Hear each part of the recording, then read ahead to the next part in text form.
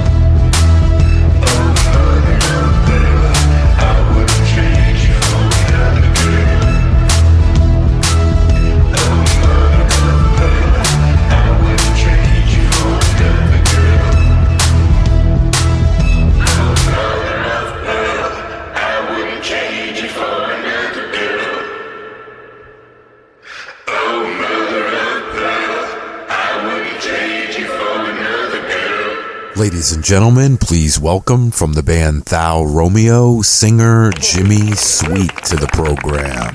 How you doing, Jimmy? I'm good. So what's been going on, man? Well, making some new music. I started a new band called Thou Romeo, and it's like electro. It's like I call it electro-glam. So you take like T-Rex, David Bowie, Slade, Roxy music, but mix it with modern synth-pop. Okay. And, the main reason of doing this, obviously, is a financial situation. As you know, my old band, I had like 13 people playing in the band. And so right. going on tour, pretty much bankrupt within a week, So it was during lockdown. my friend and producer over in London was like, well, let's try some ideas out. I didn't even know how this thing would end up. It could have been a total dud, is all I know. So I sent him some songs. He recorded some synthy songs behind, or some synthy tracks behind it, sent it back. I did vocals, mixed the whole thing together, and I was literally blown away. I'm like, fuck, you could do that with just one person on tour. It was amazing, right? So, I mean, obviously I want to bring some people, but if I'm never in a jam and I got to go do a show and I could do it by myself, I could bring 2 people, I could bring 13 people if I want, but it all depending on the show. But I'm not stuck to having to hire 13 people to go along on it.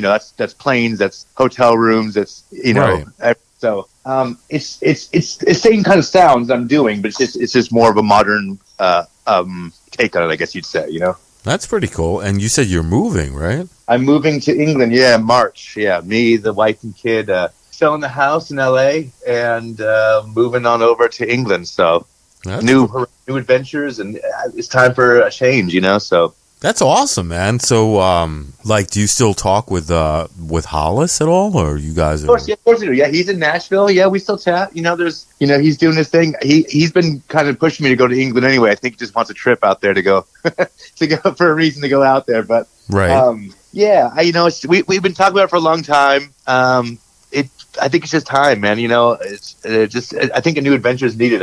After lockdown, there was a lot of just sitting around and pondering what to do next. And now that we're back, and I'm back playing, 5 nights a week and doing all the thing, it just doesn't feel the same it did before. It just feels kind of stale. And right. not in a negative way to anyone I'm playing with, just my own emotional journey that I'm going through. I just feel like it's just kind of, I've done it. It was exciting and did it for 7 years, and now it's something else. I just need something else, Do you have some new material that you want to share with everybody? I do. Have you heard the new single, the Mother of Pearl single? Yeah, have I played that for you? No, I haven't heard that yet. I'll send it over to you. And there's a music video as well you could put on if you want to share it on your site, because it's the video just got inducted into the Mallorca Film Festival later this month in Spain. Oh, wow. Nice. So, yeah, I worked with this producer, John Charter, amazing director. I knew him from years ago, and when this project came along, I was just like, hey, hey, would you want to do me a solid? And I figured he's going to say, no, go fuck yourself, the whole thing. And he's like, dude, I fucking love it. Let's do it. And I got lucky because it was during the end of the pandemic where no one was working, but it was rain, everyone was itching to work. So I had the whole crew and everybody was on board, and everyone did a great job because everyone, again, was antsy to get back to work. And it was just a perfect timing and everything. And the video came out fantastic. And a couple weeks ago I found out it's in the Mallorca Film Festival, and I think it's October 29th. So man, it's all kind of going smooth. This new adventure. Obviously, I was worried, like, oh, people are gonna like this new sound, and do I believe in it? Do people believe that I believe in it? The second guessing myself, which I tend to do, and so far it's been good response, and things are going pretty smooth. That's pretty awesome, man. What's your creative process like when you write a song? Do you base it on life experiences most of the time? I don't know. I wish I would be like I'm a poetic guy. Yeah, I got this down. Sometimes I'll write a song. The melody is, I'm always singing the melody, but the words, some words might come out, or maybe like one line that's like, oh, I have a song called "If You Got the Pain, I've Got the Pills." Like, goes, oh, that's a cool line. Right. Base it around that. Sometimes it's just cool words that sound good, or sometimes I just write stuff and it has somewhat of a meaning, and then sometimes the cool words have more of a meaning than I thought it did. And it's I'm not like I don't sit there and go, oh man, the sun's beautiful today. None of that shit. But I definitely, I guess everything's a bit of a life experience. But yeah, just the words I like, or you also got to fit syllables and that whole thing. So sometimes it's a happy accident. Sometimes I have to work a little harder on the lyrics. But yeah, it's kind of flows sometimes, I guess. If your life was a movie, what would it be called, and who would play you? Titanic. Oh man, who would play you? Rocky Horror Picture Show would be. That might be the one. Yeah, and who'd play it? I'd fucking play myself. That's who would play it. Yeah, that's pretty cool. Like Hollis wouldn't play you. He's too handsome. Yeah, fuck that. No. He's a good-looking guy. He is. He is a good-looking guy. Yeah, don't get me started. If you could change anything about this business, what would you change? I'd like to get paid, actually. That'd be nice. Oh, stop being so, sensible and being real, you know? Well, actually, I finally got a payday. I sold a song to a commercial in Holland, maybe beginning of the year or so for Eurovision, a Booking.com thing. So I sold a song and finally got a little money come my way. And So is your wife still singing and stuff like that too? yeah, she's still singing. But she's also was an actress in the UK. So obviously she's going to get her agent back and have some opportunities over there. Maybe get a soap opera or something. She was on a kids' TV show called My Parents Are Aliens. Okay. And it ran for about 10 years. It was a children's TV show in England in the late 90s, I believe it was. Mm-hmm. So she had a bit of reputation there. She was in a couple movies as well. And then when she came out here, of course, she's been out here for she's been here past 7 years, I think it was. So go back and see if she can get it more. Maybe she'll do some stage work, do some musicals or something. And then obviously do some TV shows wherever she can get. But yeah, as long as we're both working, we also have her mom lives there, so it's also we have help with family and all that stuff. It's just gonna make life a little bit easier, and we both want to do what we want to do. I mean, we like working together and stuff, but we also have to have our own personal lives as well, and in our business sense. I'm sure she doesn't want to be my backup singer forever. So right, so it's just nice that we can both do something, and we'll be living up in near Manchester, a town called Hale. So it's a 2-hour train ride to London. So I'll probably pop down to London, do some work with my producer. My manager that I'm working with now lives down there. And then she'll probably stay up north and do some TV because most of the film crews are up in Manchester area, I believe, anyway. So, but we'll get together and when it's family time, it's family time. When it's work time, we can just go and do what we got to do for, a couple weeks here or there, Yeah, that's going to be cool, I guess, for you, right? I mean, you've been out there before, right? Oh, yeah, for sure. Yeah, I've been there for about 5 years. This was years ago, though. Kind of gotten a little comfortable here, and I've been traveling a lot, which is something I like to do, would just keep me on my toes. But this whole pandemic, I've just been stuck at home. So I think that's more so why I feel this adventure. I need to do something because it's been stuck at home for so long, and I just feel like I'm doing something different. I never want to feel content or comfortable. What do you love most about this business? I like traveling. I like traveling when I'm on tour. Obviously, you can go travel anytime. You don't have to be in a band. But when you have an itinerary, you got something to do, and it leads you from town to town, and you become the party. So people come to your show, so you're the center of the party. So there's nothing kind of slipping by you. You're not like a tourist going to like some hostel, going, "Oh man, where's people hanging out?" Well, they're hanging out at your show. So it's like it's the parties keeps going around the world. That's what I like. It's just that nonstop kind of what adventure am I going to get into next? That's what I like. What is your least favorite part about it? Traveling. A lot of people say that. They hate that part, of course. Yeah, yeah. I mean, I'm no one really likes living out of a suitcase. I do that. That's kind of a shitty thing to do. But I don't know. To be honest with you, I think the worst part is when it's over. I know you always you're tired but when the day is like, oh man, the tour's done, it's like to go back into that same like mundane lifestyle again, even if it's a few weeks or whatever it may be. It's just that fear of like, oh fuck, it's done. As much as tired as you are, and as much as you get, those shitty nights here or there that happen, but just when it's like I got to go back home and live that mundane lifestyle again. That's kind of a bummer. But yeah, if you could do a collaboration with, who would it be and why? If I'd like to produce a record because I use the strings and all the layer gospel and all that stuff is what's the guy from Jeff Lynne from ELO. Right. I'd love to work with him because even those what were they called, Traveling Wilbury records he did and everything. It's just those layers and just the harmonies, and I think I would love to work with that guy. I think it'd be amazing. Yeah, I think he's amazing as well. I mean, remember that All Over the World? That was a great one, right? Yeah, what it did was with God, I'm having a brain fart here. What was the old 50s singer that he worked with? And he did I can't even think of the guy's name. But it was right before he did Traveling Wilburys. He worked with them and did this layered track, and it sounded like 50s, but it wasn't like trying to rehash the 50s. It was taking the 50s and putting it into a modern sound. And the classiness he has when he produces records, even those Beatles records he redid, with those new songs that they found. He didn't make it sound like it was like even trying to make it too modern or too classic. It was just like a perfect balance of a really classy, right? A really classy producer, Yeah. So once you get to England, are you going to just do singles every couple of months? Are you going to release an album? What's going on? That's a good question. I don't know. I don't know yet. I have about, I want to say, I have about 6 songs done in the can, ready to go. Now, I've been recording by sending tracks via email back and forth to my producer, so it's been taking a lot longer than I'd like it to. So we could probably knock a record out when I get there in no time. But I also like working on one song at a time as well, because I'm also gonna grow, being this new sound I'm doing.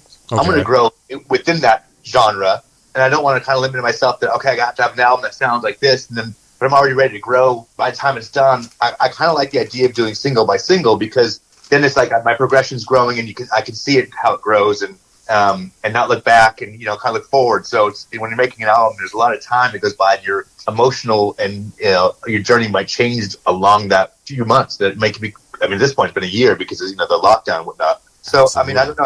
I progress a lot faster than I would maybe just making an album. I think I like doing that single thing. It's like, oh, I did that. Now I want to add something, a new element. I want to add this, or or I want to go, maybe I want to go more raw. But it's like single by single gives me the opportunity more so than making an album. So yeah, and I hear from a lot of artists. They say to me, you know what, we want to do a single every 3 months as opposed to an album. I think it's a pretty good idea. It is. Well, it saves you money too. I mean, it's in the end, because if you make an album, you put all that time and effort into it. If that album flops, right, you're done.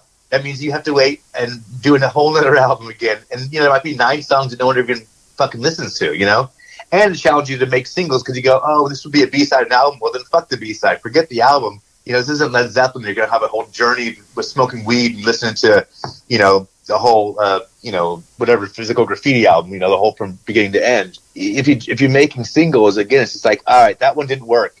Fuck it didn't work. Let's try get another one. And 3 months later, you get back in the saddle again. It doesn't have to be all or nothing. That's the reason I always like doing singles, for that reason, because a failure won't hurt as much as if a whole album that you spend all this time. And I'm an artist. I need to create this album that, from this roller coaster ride of ups and downs. No one gives a shit about your roller coaster ride. Make a single, and just, if it fails, you got another chance at it. Exactly. I remember when I first started listening to you on Facebook, I was like, wow, this cat's cool. When you had the Burning Like a Fever video and stuff like that. I mean, amazing, dude. I'm actually doing a redoing Burn Like a Fever in a modern synth-pop version, actually. Oh, wow.